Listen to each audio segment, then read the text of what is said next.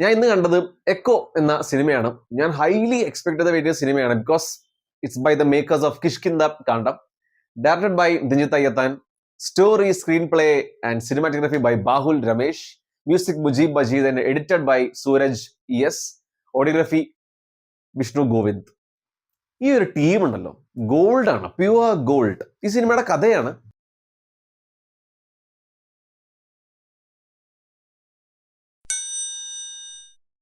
ഞാൻ ഈ സിനിമ കണ്ട് ശരിക്കും ഞെട്ടി.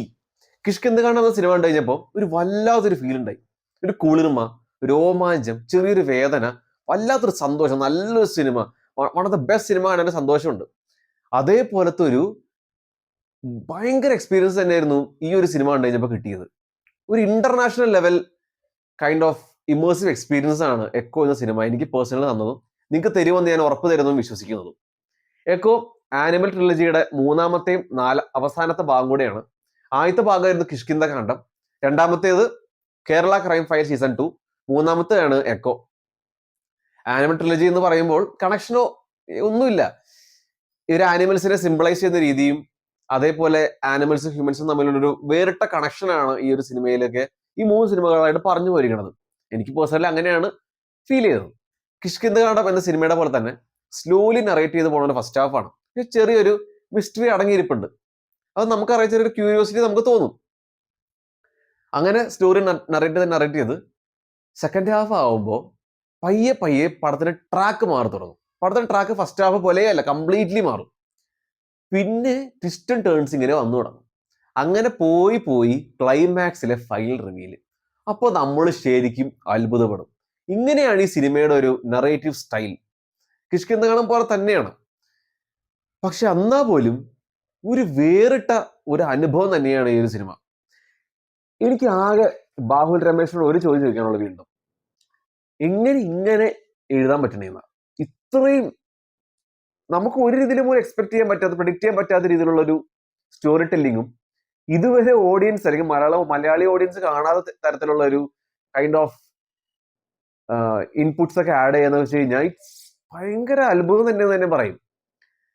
ഞാൻ ബാഹുൽ രമേശിന്റെ ഫാൻ ആയത് കിഷ്കിന്ദ കാണ്ഡം മുതലാണ്. പിന്നീടുള്ള എല്ലാ 2 സിനിമകളും ഞാൻ ഫോളോ ചെയ്തിട്ടുണ്ട്. ഏതായാലും ഇത് വീണ്ടും അത്ഭുതപ്പെടുത്തി അടുത്ത സിനിമ കാണാൻ വേണ്ടി കട്ട വെയിറ്റിംഗ് ആണ് എന്ന് തന്നെ പറയാനുള്ളൂ. ബാഹുൽ രമേശ് തന്നെയാണ് അതിന്റെ സിനിമാറ്റോഗ്രഫി ചെയ്തിരിക്കുന്നത്. ആ ഒരു ബാഹുലിന്റെ വിഷ്വൽ പരിപാടി അത് കിഷ്കിന്ദ കാണ്ഡത്തിൽ തന്നെ കാണിച്ച് തന്നിരിക്കുന്നതാണ്. ഭയങ്കര നന്നായിട്ട് തന്നെ എൻവയൺമെന്റ്, കാട്, മല എല്ലാം ക്യാപ്ചർ ചെയ്യും. ശരിക്കും പറഞ്ഞാൽ ഇത്രയും ഭംഗിയായിട്ട് ഞാൻ വേറൊരു സിനിമ കണ്ടില്ല. അത്രയും മനോഹരമായിട്ടാണ് കാടും മലയും പിന്നെ അതിനുള്ളിലെ സംഭവങ്ങളെയൊക്കെ ക്യാപ്ചർ ചെയ്യണത്. ബാഹുൽ രമേശ് ഏതായാലും കയ്യടി കൊടുത്തേ പറ്റൂ. ഈ സിനിമയുടെ ഏറ്റവും വലിയ ബാക്ക് ബോൺ ബാഹുൽ തന്നെയായിരുന്നു. പിന്നെ ദിഞ്ജിത്ത് അയ്യത്താൻ. ഞാൻ പണ്ട് കക്ഷമിണപ്പിൾ എന്ന സിനിമ കണ്ടു കഴിഞ്ഞപ്പോൾ ഞാൻ ഒട്ടും വിചാരിച്ചില്ല വർഷങ്ങൾക്ക് ശേഷം കിഷ്കിന്ദ കാണ്ഡം എന്ന സിനിമയിലൂടെ ഒരു ഗംഭീര കംബാക്ക് കൊണ്ടുവരുമെന്ന്. ആ ഒരു സിനിമയിലൂടെ മനസ്സിലായി ഇങ്ങനെ റേഞ്ച് എന്നത്. അത് ഇപ്പൊ എക്കോയിലൂടെ മനസ്സിലായി that he's never going to back out. ഇനിയും മലയാളം ഓഡിയൻസിനെ ഞെട്ടിക്കാനുള്ള സിനിമകളായിട്ട് വന്നുകൊണ്ടേയിരിക്കുന്നതാണ്. ഏതായാലും current he's one of the most promising directors in the Mollywood industry. ഇനിയും ഗംഭീര സിനിമകളായിട്ട് വരട്ടെ. ആൻഡ് ഈ ഒരു combo, Dinjith Ayyathan and Bahul Ramesh combo വീണ്ടും കാണാൻ ഇടയാവട്ടെ. ഈ കോംബോ ഒരു രക്ഷയില്ല. എങ്ങനെ ആ സ്ക്രീൻ പ്ലേ പകർത്തിയെടുത്തത് അതേപോലെ തന്നെ സ്ക്രീനിൽ വെച്ച പോലെ എനിക്ക് തോന്നിയത്. അത്രയും ലെവലായിരുന്നു. അതിനുശേഷം മുജീബ് മജീദിന്റെ മ്യൂസിക് ആണെങ്കിലും എഡിറ്റിംഗ് ആണെങ്കിലും ഓഡിയോഗ്രഫി ആണെങ്കിലും സൗണ്ട് ഡിസൈൻ എല്ലാം അവരുടേതായ രീതിയിൽ ഈ സിനിമയുടെ കഥ അങ്ങ് പറയുമായിരുന്നു. എനിക്ക് അങ്ങനെ തോന്നിയത്.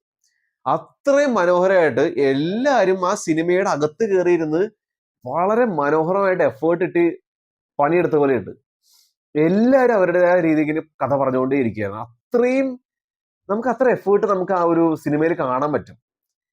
സൗണ്ട് ഡിസൈൻ, ആ ഒരു കാടും മലയിലെ മൊമെന്റ്സ് ആണെങ്കിലും ആ ഇതിലെ ക്യാരക്ടേഴ്സ് കാടിലൂടെ നടക്കുമ്പോഴും എല്ലാം നമ്മൾ ആ കാടിലൂടെ നടക്കുന്ന ഒരു ഫീൽ കിട്ടാം. അങ്ങനെയാണ് എനിക്ക് പേഴ്സണലി കിട്ടിയത്. മുജീബ് മജീദിന്റെ മ്യൂസിക് ആണെങ്കിലും ഒരു വല്ലാത്തൊരു ഇമേഴ്സീവ് എക്സ്പീരിയൻസ് തരാനുള്ള അമ്മാതിരി മ്യൂസിക്കാണ് ഇതിനകത്ത് ചെയ്തു വെച്ചിരിക്കുന്നത്. ഈ സിനിമ ടെക്നിക്കൽ ഡിപ്പാർട്ട്മെന്റ് ഗോൾഡ്. ഞാൻ ആദ്യം പറഞ്ഞല്ലോ, ഈ സിനിമ ടീം കംപ്ലീറ്റ്ലി ഒരു സ്പ്ലെൻഡിഡ് വർക്കാണ് ചെയ്തിരിക്കുന്നത്. അതിനുശേഷമാണ് അതിന്റെ പെർഫോമൻസ് വരാം. പെർഫോമൻസസിൽ സന്ദീപ് ശരിക്കും ഒരു പ്രോമിസിങ് ആക്ടർ ആയിട്ടോ. എന്ത് രസമായിട്ട് ഇതിലെ ക്യാരക്ടർ ചെയ്തിരിക്കുന്നത്. പിയൂസ് എന്ന ക്യാരക്ടറാണ്. ആ പടക്കളം എന്ന സിനിമയിലെ പയ്യനേ അല്ല, കംപ്ലീറ്റ്ലി മാറി. ഇതിനകത്തൊരു ലോക്കൽ ക്യാരക്ടർ, അത് നല്ല കിടിലായിട്ട് ചെയ്തിട്ടുണ്ട്. നടക്കുന്ന രീതി, സംസാര രീതി, സ്ലാങ് എല്ലാം കൊണ്ടും ഭയങ്കര മെച്യൂർ ആയിട്ട് തന്നെ പെർഫോം ചെയ്തിട്ടുണ്ട്.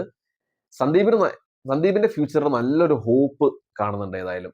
പിന്നെ വിനീത്, നരേൻ, ബിനു പപ്പു, അശോകൻ, രഞ്ജിത് ശേഖർ, സഹീർ മുഹമ്മദ്, ഇവരെല്ലാവരും ഇവരുടെ ക്യാരക്ടേഴ്സിനെ വെടിപ്പായിട്ട് ചെയ്തിട്ടുണ്ട്. വളരെ നാച്ചുറൽ ആയിട്ട് തന്നെ പെർഫോം ചെയ്തിട്ടുണ്ട്. പിന്നെ ഇതിലൊരു മലേഷ്യൻ അമ്മച്ചി ഉണ്ട്. ഈ സിനിമയുടെ സെൻട്രൽ ക്യാരക്ടറാണ്, ഒരു ഫുൾ ഫ്ലെജ് റോൾ തന്നെ പറയും. ഒരുപാട് അഭിനയിക്കാനുണ്ട്. ബയാന മോമിനാണ് മലേഷ്യൻ ആക്ട്രസിന്റെ പേര്. നല്ല രസമായിട്ട്, നല്ല പവർഫുൾ ആയിട്ട് തന്നെ അഭിനയിച്ചിട്ടുണ്ട്.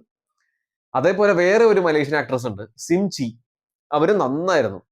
ഈ രണ്ട് മലേഷ്യൻ ആക്ട്രസിനെ കൊണ്ട് ഇത്രയും രസമായിട്ട് അഭിനയിപ്പിക്കുക എന്നൊക്കെ പറയുമ്പോൾ ആ ഡയറക്ടറിന്റെ കഴിവൊന്നും കൂടെ ഒന്ന് ആലോചിച്ചാൽ മതി. ഈ സിനിമയിൽ ഒരു മോശം പ്രകടനമില്ല. ടെക്നിക്കൽ ഡിപ്പാർട്ട്മെന്റ്, എല്ലാ ഡിപ്പാർട്ട്മെന്റും എല്ലാം പെർഫെക്റ്റ് ആയിട്ട് ചെയ്തു വെച്ചിരിക്കുന്നത്. അമ്മ അതിൽ യൂണിറ്റി ആണെന്ന് നമുക്ക് ഈ പടം കാണുമ്പോൾ നമുക്ക് ഫീൽ ചെയ്യും. സോ എനിക്ക് ആകെ ഒരു കാര്യം പറയാനുള്ളൂ, ഇനി തിയേറ്ററിൽ തന്നെ പോയി കാണണം ഈ സിനിമ. ഇത് തിയേറ്റേഴ്സിന് വേണ്ടി ഉണ്ടാക്കിയൊരു പടം തന്നെയാണെന്ന് പറയാം. അത്രയും നല്ല വർക്കാണ് ഈ പടത്തിൽ ചെയ്തു വെച്ചിരിക്കുന്നത്. ഇതിന്റെ സൗണ്ടിങ്, ഇതിന്റെ വിഷ്വല് എല്ലാം കൊണ്ടും നമ്മൾ ശരിക്കും തിയേറ്ററിൽ കാണുമ്പോൾ നമുക്ക് ആ ഒരു സിനിമയുടെ അകപ്പെട്ട ഒരു ഫീൽ നമുക്ക് പേഴ്സണലി കിട്ടും. അങ്ങനെയാണ് ഇതിന്റെ വർക്ക്. അതുകൊണ്ടാണ് ഞാൻ വീണ്ടും പറയുന്നത്, തിയേറ്ററിൽ തന്നെ കാണണം. ഞാനിങ്ങനെ വീണ്ടും വീണ്ടും പറയണമെന്നുണ്ടെങ്കിൽ എത്രത്തോളം നല്ല സിനിമ അല്ലെങ്കിൽ നല്ല എക്സ്പീരിയൻസ് സിനിമ തന്നിട്ടുണ്ടാവും എന്ന് വിചാരിച്ചാൽ മതി. ഏതായാലും മൈൻഡ് ബ്ലോയിങ് എക്സ്പീരിയൻസ് ആണ് ദ കിഷ്കിന്ധകാണ്ഡം ടീം ഈ വട്ടം തന്നിരിക്കുന്നത്. കഴിഞ്ഞ വർഷം കിഷ്കിന്ധകാണ്ഡം, ഈ വർഷം Echo. For more reviews, please like, share and subscribe my channel.